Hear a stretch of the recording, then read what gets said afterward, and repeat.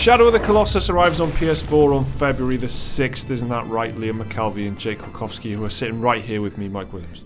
Yes. As you said your own name there, you psyched me out. I was going to say, Mike Williams. I'm putting everyone on edge recently. I like the fact there's a very minor changes to the routine. It's just you're throwing everyone off. It's just sowing chaos wherever. I'm like a Joker from Dark Knight. It's a big game. A lot of people are talking about it because, in large part, I think, because the reviews have been so great for it. It's, of course, a remake of the 2004 original by Team Ico, which came out on the PS2. It's been doing phenomenally well with reviewers. It's currently got a 93 on Metacritic, which actually only makes it the second best game of 2018 because that Nintendo Switch game, Celeste, which is platform, which is out on all platforms. Yeah, but the Nintendo Switch version is the.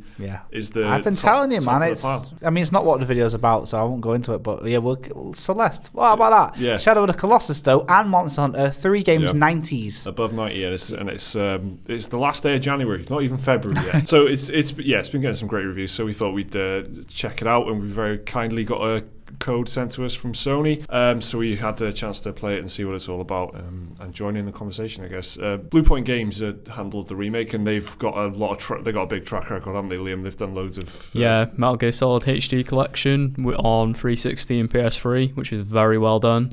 Nathan Drake collection as well, which is also very well done.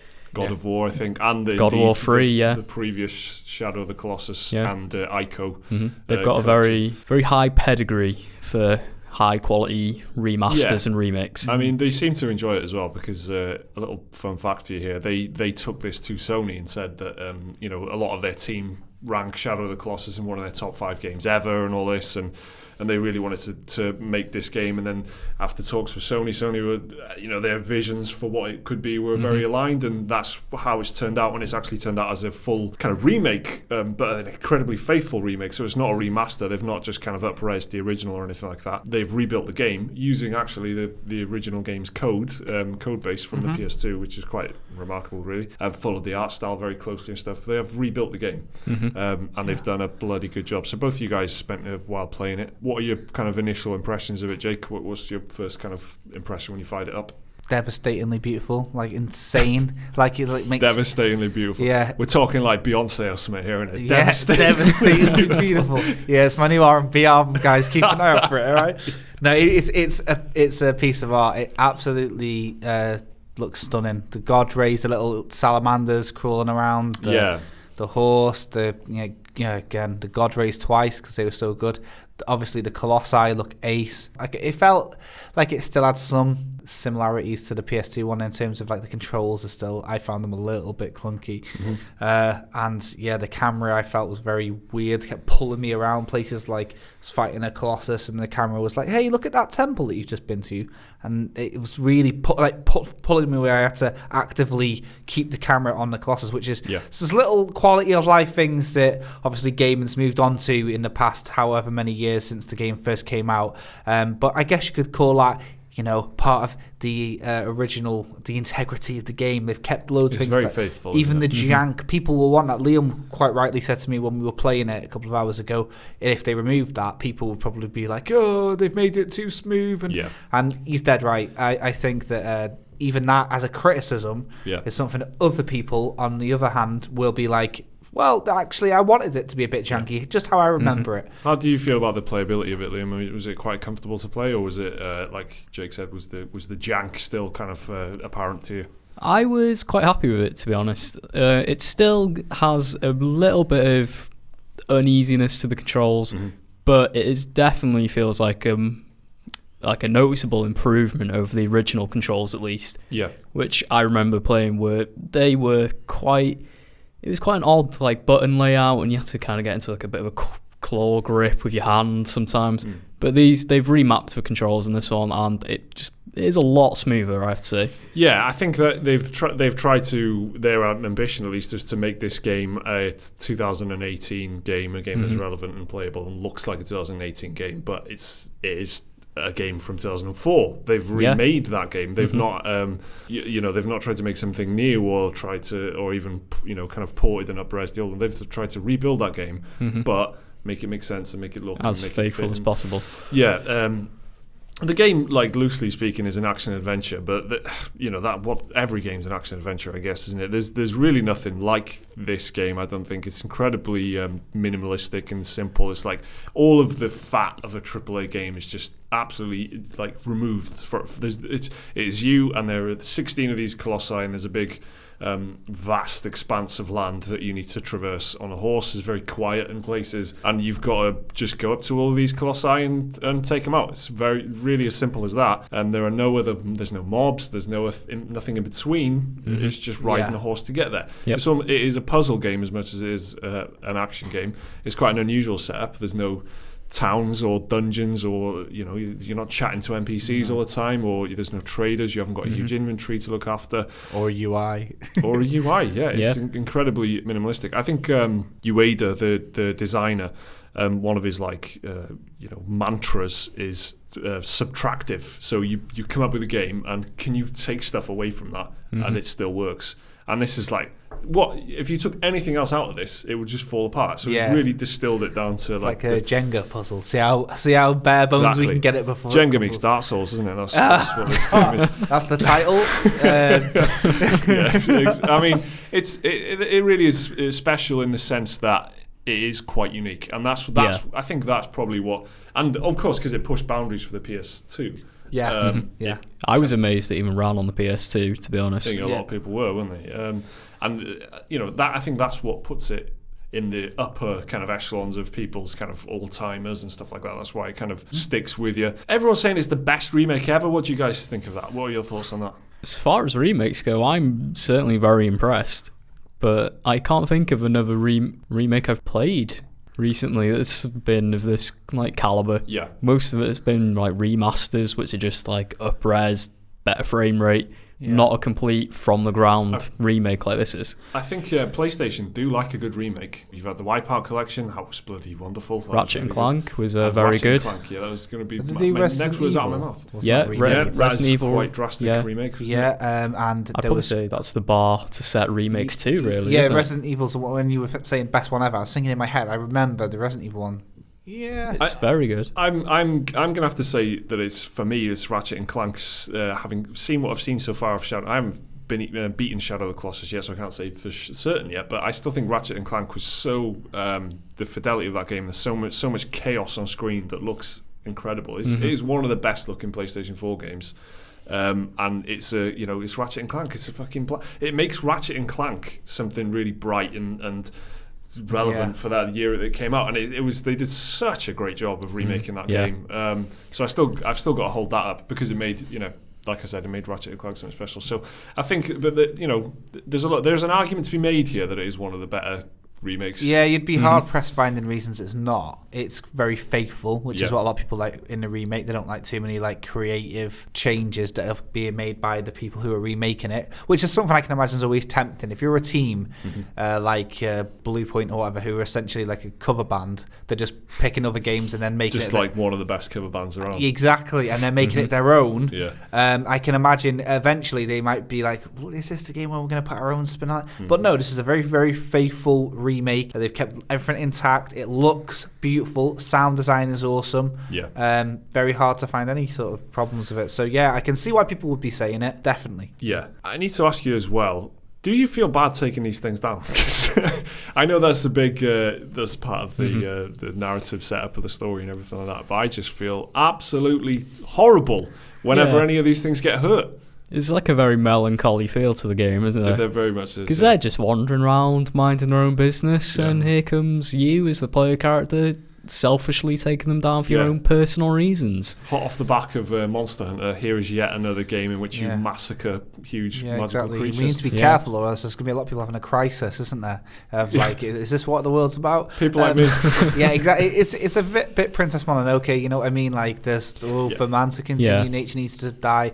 I mean, they are only idols that are containing the souls of the gods, so destroying the idols means that they're not dead. But I mean, I not mean that I'm pro Colossi pulling, because you're totally right. It being totally full of melancholy and everything feels so self-reflective. I mean that as a compliment to the design, that you can make a giant monster and make the player feel sympathetic towards it, and because of the music and everything, and they are like, you know, majestic, I guess. Like when you kind of round the corner, like the vista kind of opens up in front of you, and there's a giant walking. Yeah, exactly. Man or woman or animal or whatever. Titan. Yeah, they're all different. I mean, some of them are animalistic, some of them are a bit more human-like. And then you see this thing, and then you just go up to it and kill it like some vicious Amazonian parasite, just climbing up its body and ruining its life. Wasp, and you just feel it's just it's such an emotional experience. I think the whole game, and then that is kind of between those big moments that have got that, you know, sweeping music and stuff. There's just a lot of downtime in there. What do you guys think of like the balance of that kind of stuff? And forgetting that this is a remake, just talking about Shadow of the Colossus as a game itself now, it's quite a peaceful and kind of unique experience that then is incredibly dramatic and you know, it's punctuated by those bits of really high drama and adrenaline. How do you kind of feel playing a game? Get time to meditate in these fields and coasts, and you get all the sea foam that you see going, and the rolling grass and that. And then even these big moments when you're taking down these kind of miserable fucking creatures, it's not like another gigantic game made by From Software where you fight big bosses and it's like, oh my god, Ludwig. This is like, even climbing feels like a slow process, and everything seems very dramatic, very slow. I can see, you know, so what I'm saying is it doesn't struggle from pacing problems, because it's not like loads of action followed by loads of walking. It seems that it's still got a solid theme there. If the fights were a bit like aggro and a bit like, you'd feel like, okay, this is a bit of, I'm playing like some sort of fucking walking simulator for one half, and then the next half is like some sort of soulsy roll, and keep attacking the back of the monster thing. But it's not like that, is it? So I think it's kind of all aesthetically and I guess the context and thematically, it's very cohesive, I think. Yeah, it's like I guess it's just like a sort of meditative pace, I guess. Yeah. Where you explore the world on your way to get to the Colossus, because you never get lost. You've always got the sword, which will, if you press R1, it gives you a little guiding light. So you're never like trying to figure out where to go or anything. Well, I think Jake might have something to say about that, but he was playing on hard mode, so I don't know. So I was also playing on hard mode. Rocks, it was just pulling you all different directions. I'll let people see that for themselves when they play the game, but there's this weird thing where when you go on hard mode, the game pulls you into all the rocks. You'll see some footage on that on screen now. Okay. It's not Jake. It's definitely not should Jake. I say I also played hard mode, but did not encounter said magnetic rock? You just got lucky, Liam. You just didn't go anywhere near the magnetic I didn't see any rocks rocks in your gameplay, actually, so I don't know what you know.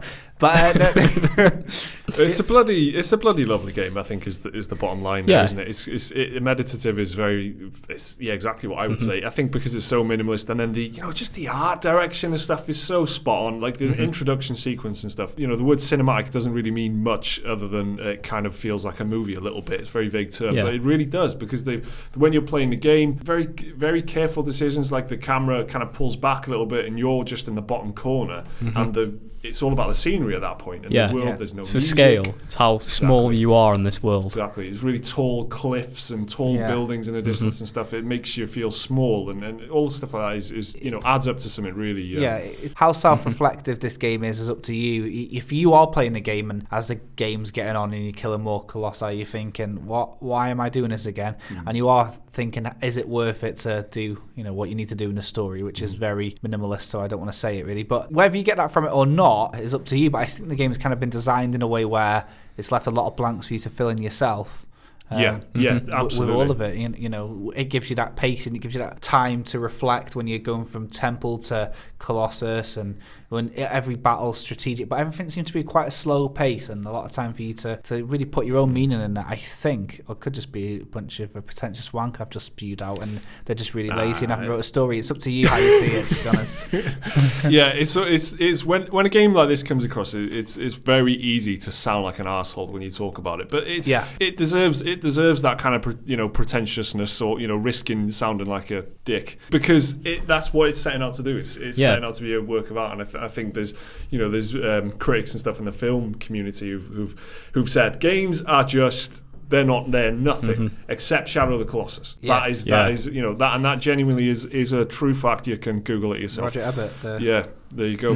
And in many ways, I feel like it's kind of close to something like Journey or something, where it's I'd say so. Thematically very similar. Yeah, and in terms of the kind of sense and the emotion it's trying to evoke from the player, it just tries to do the same kind of thing. You do get a feeling of that, like a civilization that's existed before you, ancient derelict temples, huge things like that, and the way that it's like told through exposition rather than like.